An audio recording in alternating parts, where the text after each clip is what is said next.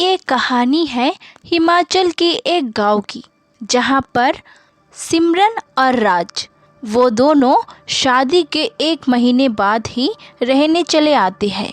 सिमरन और राज जिस घर में रहने आते हैं वो राज का दादाजी का था और राज का दादाजी का इच्छा थी कि वो शादी के बाद उस घर में आके अपने परिवार के साथ रहे। अरे देखो ना, कितना सुंदर नज़ारा है ना, चारों तरफ हरियाली ही हरियाली है। मुझे तो बहुत अच्छा लग रहा है यहाँ पर आकर। मुझे पता था कि तुम्हें यहाँ पर आके बहुत अच्छा लगेगा। राज और सिमरन कुछ ही दिनों में गांव वालों से भी घुल मिल जाते हैं। वहाँ पर गए हुए उनको 1 सप्ताह भी नहीं हुआ था। एक दिन रात को सिमरन के कानों में कुछ आवाज आती है, जैसे कि कोई रो रहा है।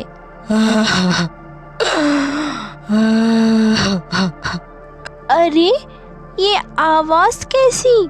जैसे लग रहा है कि बाहर कोई रो रहा हो। सुनिए, अजय सुनिए ना, देखो बाहर कोई रो रहा है। अरे क्या तुम भी इतनी रात को मुझे परेशान कर रही हो? तुमने जरूर कोई सपना देखा होगा। और तभी राज के कानों में भी वही रोने का आवाज आती है। फिर राज हैरानी से सिमरन को देखने लगता है। मैंने बोला ना आपको कि बाहर से किसी की रोने की आवाज आ रही है, लेकिन आपको लगता है कि मैं झूठ बोल रही हूँ। सुनिए ना, अब बाहर मत जाना। अगर कोई मुसीबत पे हुआ तो? हम उनकी क्या ही मदद कर सकते हैं, हम तो यहाँ नए नए आए हैं ना, और बाकी गांव वाले हैं ना, हमें अभी सो जाना चाहिए। और सुबह होते ही राज अपने पड़ोसन रहने वाले को जाकर कहते हैं, अरे काका, आपको पता है कल रात हमने किसी के रोने की आवाज़ सुनी और मुझे और मेरी पत्नी दोनों को सुनाई दिया और कोई रो रहा था। ऐसे लग रहा है कि कोई मुसीबत में है। अरे बेटा, ऐसा कोई बात नहीं है। तुम लोग नए नए आए हो ना इस गांव में, इसलिए तुम लोगों को यहाँ ऐसा लग रहा है। हमें तो कोई भी आवाज़ नहीं सुनाई दी। इतना बरस हो गया है हमें यहाँ रहते हुए। गांव में राज बहुत सारे लोगों को जाकर बताता है, लेकिन सब उसकी बात को टाल देते हैं और बोलते हैं कि वो कोई जानवर या उसका वहम होगा। ऐसा बोलकर सब अपने अपने घर चल जाते। इस बात को 3-4 दिन बीत जाते हैं और फिर से उन दोनों को एक रात वही आवाज़ सुनाई देती है। अरे सिमरन, जाकर टॉर्च लेके आओ। आज मैं पता लगा कर रहूँगा कि आखिर हम दोनों को ही क्यों आती है ये आवाज़। अरे तुम रो क्यों रही हो? राज जाकर देखता है कि एक पेड़ के नीचे एक लड़की रो रही थी और उससे पूछा कि वो रो क्यों रही है। तो उसने बोला, मुझे मेरे भैया और भाभी ने घर से निकाल दिया, इसलिए मैं यहाँ पर आ गई और मेरे माँ बाप बहुत सालों पहले गुजर गए। उनके रोज़ रोज़ के चिक-चिक से मैं परेशान हो गई, इसलिए मैं यहाँ पर चली आई। उस लड़की के तो बात सुनकर राज को बहुत दया आता है और वो अपने घर लेकर चले जाता है। और वैसे ही घर जाता है, सिमरन उस दोनों को देखकर गुस्से से लाल हो जाती है।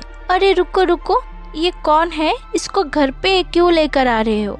ये तुम्हारी क्या लगती है? और तब राज सिमरन को सारी बात बताता है, लेकिन फिर भी सिमरन बहुत गुस्से में थी। लेकिन वो लड़की गुस्से में सिमरन की तरफ देखकर कह रही थी, जी अगर मुझे आपके यहाँ पर रहने से आपको कोई दिक्कत है तो मैं यहाँ से चली जाती हूँ। मैं किसी पर बोझ नहीं बनना चाहती। इतना कहकर वो वहाँ से जाने लगती है। सुनो बहन, तुम मेरी बहन जैसी हो। आज से तुम मेरी बहन हो। बहन के नाते कम से कम रह सकती हो ना यहाँ पर। जैसे ही राज उसको बहन बोलती है तो सिमरन की गुस्सा भी ठंडा हो जाती है और उसे रहने के लिए मान जाती है। लेकिन जिस दिन से वो लड़की उस घर में आई थी तो उस घर में कुछ अजीब अजीब हरकतें होने लगती है। एक रोज जब सिमरन उस लड़की के कमरे में जाती है तो देखती है कि वो लड़की शीशे के सामने खड़ी थी और शीशा चकनाचूर हो गया। ये शीशा इस लड़की के गुस्से से चकनाचूर कैसे हो सकता है? आखिर कौन है ये? कल इसका हाथ कटा और आज इसका हाथ का जख्म भर भी गया, और ना जाने क्यों ये भगवान के फोटो से इतना घबराती है। कुछ तो चक्कर है। अरे भाभी, ये शीशा मेरे गुस्से से टूट गया है, कहीं आप ऐसा तो नहीं समझ रहे हैं? दरअसल ये शीशा बाहर से आई एक गेंद से टूट गया है। अच्छा ठीक है, कोई बात नहीं। सिमरन को कुछ समझ में नहीं आ रहा था कि वो क्या करे, इसलिए वो जाकर सारी बात राज को बता देती है। एक रोज राज उस लड़की को कपड़े दिलवाने के लिए बाहर जाते हैं। उसी मौके पर सिमरन पता लगाती है आखिर वो लड़की है कौन। सिमरन उस जगह पहुंचती है जहां से राज उस लड़की को लाया था, और जाते जाते एक घर मिलता है जो बहुत पुराना खंडर जैसा था। ये घर तो बहुत पुराना लग रहा है। यहाँ आसपास उसे वो लड़की मिली थी। सिमरन को उस घर के खुली हुई खिड़की पर नजर जाती है, जहाँ की नजारा देखकर उसकी आंखें दंग रह जाती है। अरे ये तस्वीर तो मेरे पति का है। ये तस्वीर में तो मेरे पति और उस लड़की का है, जहाँ पर वो मेरे पति को राखी बांध रही है। आखिर ये सब हो क्या रहा है? कोई मुझे समझाएगा या मैं पागल हो जाऊंगी ये सब सोच कर। लेकिन वो हिम्मत करके पास के गांव में एक बूढ़ी औरत से पूछती है और फोन में अपने पति का फोटो दिखाकर पूछती है, अरे चाची, आप इन्हें जानती हैं? और ये घर किसका है? अरे बेटी, तुम किस घर की बात कर रही हो? वो वीरान और खंडर घर। वो घर तो 30 साल से बंद पड़ा है। उस घर में एक भाई बहन रहते थे, और तुम जिस आदमी का फोटो दिखा रही हो वो उस बहन की भाई था। उसके भाई के चलते एक बीमारी हो गई थी, इसलिए वो मर गए। और उस लड़की उसके भाई से बहुत प्यार करती थी, इसलिए वो भी खुदकुशी करके मर गई।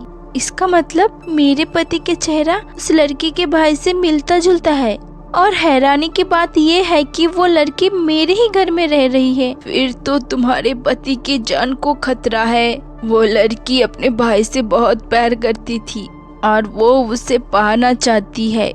लगता है कि वो उसे मारकर अपने साथ लेने जाने आई है। नहीं, ऐसा नहीं हो सकता। मैं अपने पति को उसके जाल से बचाकर ही लाऊंगी। सिमरन बहुत घबरा जाती है जैसे ही उसको सच पता लगती है, और फिर वो अपने घर चले आती है। सिमरन को घर पहुंचते ही उसका सामना उस लड़की से होता है। आ गई मेरे बारे में पता करके? तू मेरे पति को मुझसे अलग नहीं कर सकती। मैं तेरा सर्वनाश कर दूंगी आज ही। सिमरन घर के मंदिर के पास रखा हुआ गंगा जल की बोतल लेकर आती, और फिर वो लड़की भी चुड़ैल के रूप में आ जाती है, और वो सिमरन के ऊपर हमला करने ही वाली होती है कि तभी यहाँ पर राज आ जाता है। राज को कुछ समझ में नहीं आ रहा था, इसलिए मंदिर से भगवान के फोटो ले आकर चुड़ैल के सामने पकड़ती है, और वहाँ से अजीब सी एक रोशनी निकलकर उस अंदर चली जाती है। उस रोशनी को चुड़ैल सहन नहीं कर पाती।